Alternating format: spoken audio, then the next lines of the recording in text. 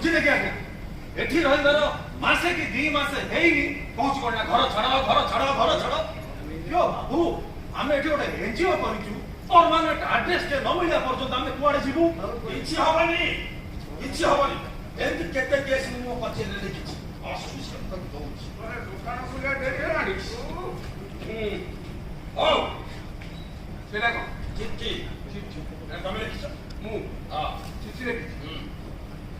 मु ना बोलते